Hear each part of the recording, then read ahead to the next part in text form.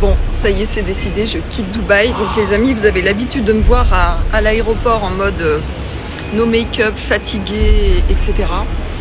Après 1 an et demi à avoir habité Dubaï, j'avais mon appartement, j'étais installée, mon entreprise ici, tout installée. Avec le conflit qui se passe en ce moment, j'ai pris la décision de partir et de repartir en mode voyage. J'ai packé 4 valises, j'ai mis toute ma vie dans 4 valises et j'ai décidé de partir pour un moment. Alors sincèrement, Dubaï pour moi c'est la meilleure ville au monde à vivre et croyez-moi, j'ai visité beaucoup de villes, Singapour, Bangkok, j'étais en Australie, j'étais en Afrique du Sud, en Europe, enfin voilà, pour moi c'était toujours le meilleur compromis. Mais clairement en fait ce qui est compliqué en ce moment, c'est que même si c'est à peu près safe, en fait on vit plus. Ça fait comme la période Covid bis où en fait on circule autour de son appartement. J'étais chez moi, j'allais au sport, j'étais à la piscine de mon immeuble. Mais en fait, t'oses pas trop prendre un taxi pour aller de l'autre côté de la ville. Les restaurants sont vides. Les 3/4 des expats sont partis. Beaucoup de gens ont quitté la ville. Donc en fait, ça fait un petit peu, je vais pas dire ville fantôme, parce qu'il y a toujours tous les gens qui travaillent. Et c'est à la fois normal, sans être normal.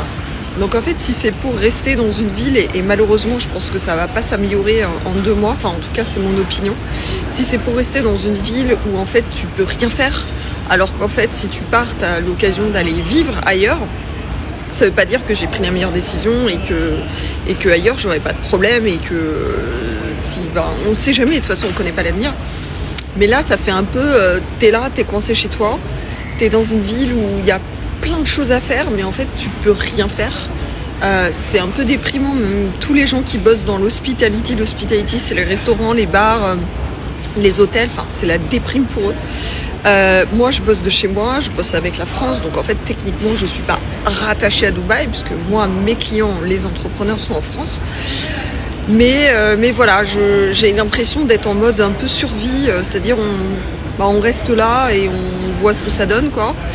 Et c'était pas confortable. Et puis j'avoue aussi que quand tu vis dans une grande ville et dans un immeuble, parce que j'ai un appartement, t'entends toujours des bruits. Il y a toujours des bruits de construction, des bruits de supercars dehors, des bruits de le voisin qui fait tomber quelque chose, etc. Et avant, je dormais bien.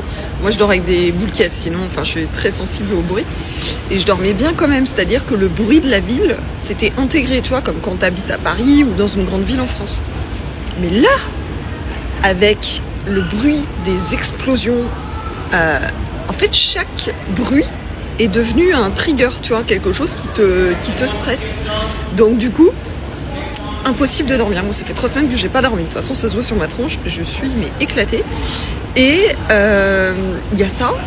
Et qu'est-ce que je voulais dire d'autre? Et en plus, on reçoit des alertes missiles sur nos téléphones, parce que moi, j'habitais au centre, à moins d'1 kilomètre de la Burj Khalifa, donc c'est quand même une zone aussi qui est ciblée.